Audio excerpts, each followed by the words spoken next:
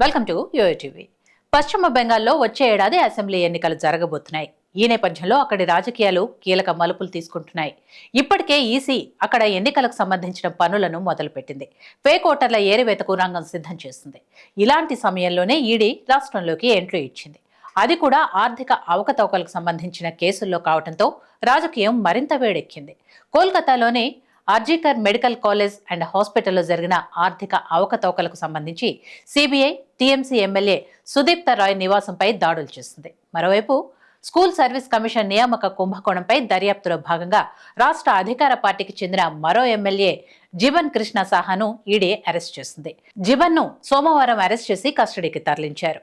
జిబన్ తన కుటుంబ సభ్యుల పేరు మీద అనేక అనుమానాస్పద ఆర్థిక లావాదేవీలను నిర్వహించాడని ఈడీ దర్యాప్తులో గుర్తించింది. ముఖ్యంగా అతని భార్య పేరు మీద 2020 సెప్టెంబర్ నుంచి డిసెంబర్ మధ్య 26 లక్షల రూపాయలు జమ అయ్యాయి. అలాగే రాజకీయ నాయకుడి ఇతర బంధువుల ఖాతాలో కూడా ఇలాంటి నగదు జమ అయినట్లు ఈడీ తెలిపింది. ఎస్సీ కుంభకోణంలో మాజీ విద్యాశాఖ మంత్రి పార్థ చటర్జీ, ప్రాథమిక విద్యా మండలి మాజీ అధ్యక్షుడు మాణిక్ భట్టాచార్యల ప్రమేయం ఉందని ఆరోపణలున్నాయి. సుదీప్తరాయ్ నివాసంలో సిబిఐ సోదాలు నిర్వహించిన తర్వాత ఆసుపత్రి పరికరాల కొనుగోలు, అనధికార స్టాళ్ల ఏర్పాటులో రోగులను సొంత ఆసుపత్రికి తరలించినట్లు ఆరోపణలున్నాయని పేర్కొంది. అలాగే అక్రమంగా సిబ్బంది నియామకాలకు సంబంధించి విద్యా కోర్సుల నకిలీ పత్రాలు సృష్టించారని పేర్కొంది. అయితే ఇవన్నీ తప్పుడు ఆరోపణలని టీఎంసీ ప్రభుత్వం అంటోంది. ఎన్నికల ముందు కావాలనే బీజేపీ ఇలా చేయిస్తుందని ఆరోపిస్తోంది.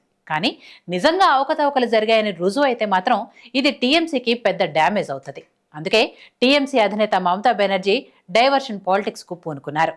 తృణమూల్ కాంగ్రెస్ విద్యార్థి విభాగం తృణమూల్ కాంగ్రెస్ క్షత్ర పరిషత్ వ్యవస్థాపక దినోత్సవాన్ని పురస్కరించుకుని కోల్కతాలో నిర్వహించిన ర్యాలీలో ఆమె మరోసారి ఓట్ల ఏరివేతపై మాట్లాడారు. తాను బతికి ఉండగా ఏ ఒక్కరి ఓటు హక్కు కోల్పోనివ్వనని హామీ ఇచ్చారు. మీ పేర్లు ఓటర్ జాబితాలో ఉన్నాయో లేదో మీరే ఒకసారి చెక్ చేసుకోవాలి. మీ దగ్గర ఆధార్ కార్డులు జాగ్రత్తగా ఉంచుకోండి కోరారు. బీజేపీకి చెందిన సుమారు 500 బృందాలు జాబితా నుంచి ఓటర్ల పేర్లను తొలగించేందుకు సర్వే చేస్తున్నాయని ఆరోపించారు. కేంద్ర ఎన్నికల సంఘంపై కూడా విమర్శలు గుప్పించారు. తమ రాష్ట్ర ప్రభుత్వ అధికారులను బెదిరింపులకు గురి చేస్తోందని ఆరోపించారు. ఈసీ మా అధికారులను బెదిరిస్తోంది.